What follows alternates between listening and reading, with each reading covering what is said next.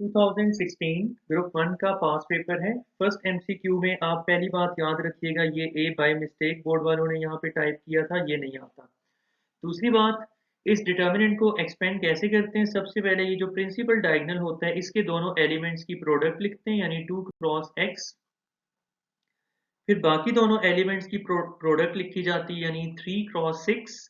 फिर इन दोनों का डिफरेंस लिया जाता है और ये आपको गिवन है इक्वल टू 0। तो आप देखो 2x हो जाएगा, 6 3s आर 18। नेक्स्ट स्टेप में 18 राइट साइड पे आके positive 18। After dividing both sides by 2 you will get x equal to 9। Charlie option is the correct option. Number 2 MCQ है।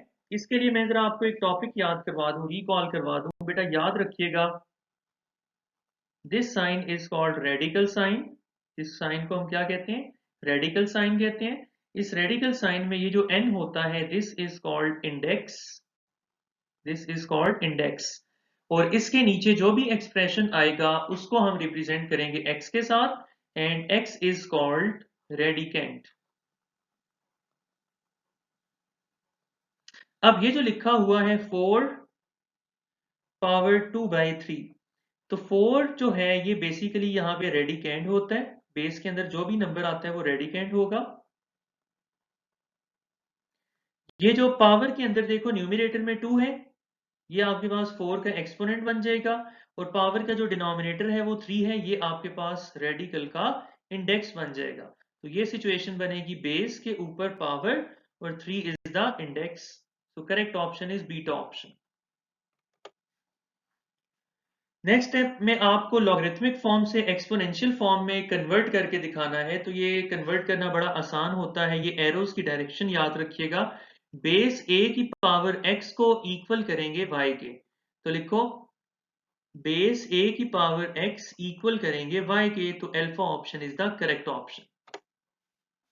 डिग्री कैसे मालूम की जाती है, ये बात आपने समझनी है। फर्स्ट टर्म की डिग्री क्या होगी इसकी?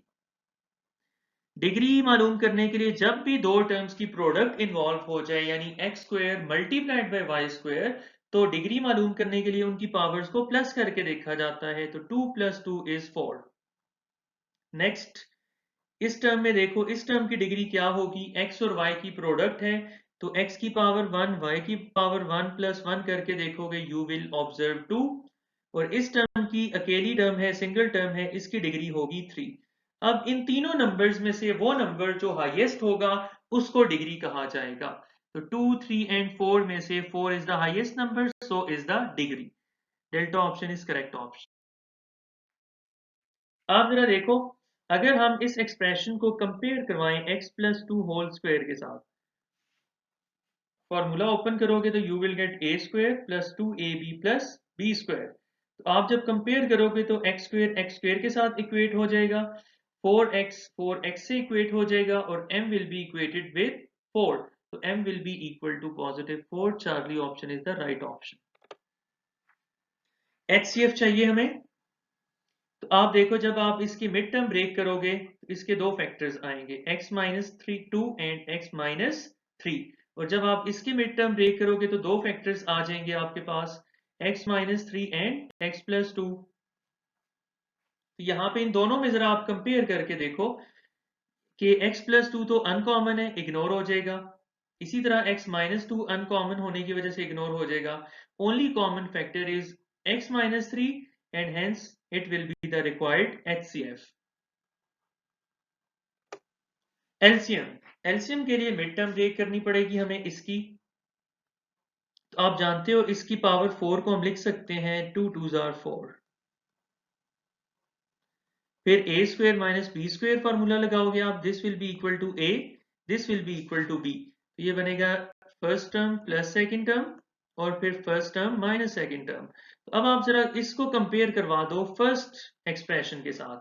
दोनों में आपको a² + b² कॉमन नजर आएगा। This will be the required, sorry LCM चाहिए हमें। तो एलसीएम का फॉर्मूला होता है, LCM is equal to product between common factors and uncommon factors.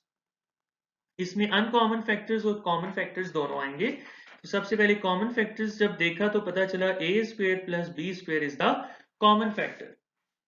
उसके बाद अनकॉमन देखा तो पता चला कि ये जो पूरे का पूरा फैक्टर था a4 minus b4, this is the, इसका ये जो पार्ट है आपके पास ए स्क्वेयर माइनस बी स्क्वेयर, ये अनकॉमन है तो ये भी आ जाएगा। तो अल्टीमेटली आप देखो इन दोनों की प्रोडक्ट वापस उसी के इक्वल आएगी, a square minus b square के।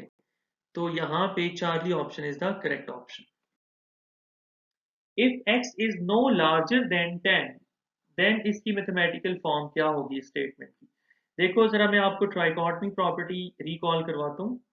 अगर आप कोई से दो रियल नंबर्स लो, एक रियल नंबर x हो और दूसरा रियल नंबर 10 हो फॉर एग्जांपल, तो आपने ट्राइकॉटमी प्रॉपर्टी में सीखा था या तो x ग्रेटर होगा 10 से, सेकंड पॉसिबिलिटी होगी या तो x इक्वल होगा 10 के, और थर्ड पॉसिबिलिटी क्या स्टडी की थी आपने, या x लेस होगा 10 से। क्वेश्चन वाले ने आपको इंफॉर्मेशन दी है कि x is no larger than 10, मतलब ये पॉसिबिलिटी दुरुस्त नहीं है।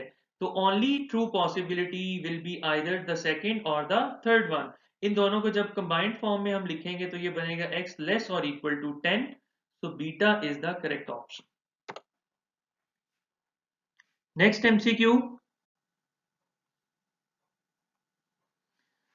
याद रखिएगा, ये मैं आपको दोबारा से रिकॉल करवा दूं कि फर्स्ट क्वाड्रेंट के अंदर x और y दोनों पॉजिटिव होते हैं, और ये जो थर्ड क्वाड्रेंट होता है इसमें दोनों नेगेटिव होते हैं। यहां से पता चला कि दोनों नेगेटिव हैं, तो Charlie option is the correct option. और बाकी एक्स्ट्रा बात ये भी बता दूं कि सेकंड कॉलम में x नेगेटिव होगा, y पॉजिटिव होगा, और फोर्थ कॉलम में इधर x पॉजिटिव होगा जबकि y नेगेटिव होगा। मिड पॉइंट का फॉर्मूला क्या होता है ये हम अभी देख लेते हैं। मिड पॉइंट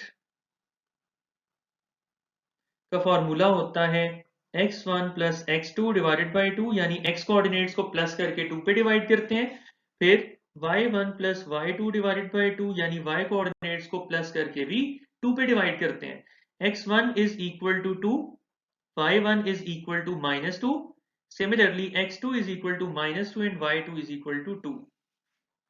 ये वैल्यूज आप डालोगे, आपको ये सिचुएशन मिलेगी 2 minus 2 divided by 2 and minus 2 plus 2 also divided by 2।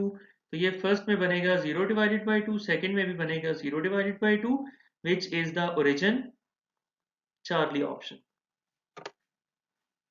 याद रखिएगा आइसोसेलेस ट्राइंगल में दो एल्टीट्यूड्स इक्वल होते हैं, दो मीडियंस इक्वल होते हैं, और आपके पास दो साइड्स और दो एंगल्स इक्वल होते हैं। तो आइसोसेलेस ट्राइंगल का जब भी जिक्र आए तो उसके दो एलिमेंट्स हमेशा इक्वल होते हैं। डिस्टेंस, दो पॉइंट्स के दरमियान डिस्टेंस को अगर हम d के साथ रिप्रेजेंट करवाएं तो उसका फॉर्मूला बनता है x2 minus x1 square plus y2 minus y1 square, और फिर इस सारे एक्सप्रेशन का स्क्वायर रूट आ जाता है। फिर आप देखो यहाँ पे आपने x1 इक्वल लेना है -1, y1 equals 3, x2 equals 3 and y2 equals -2।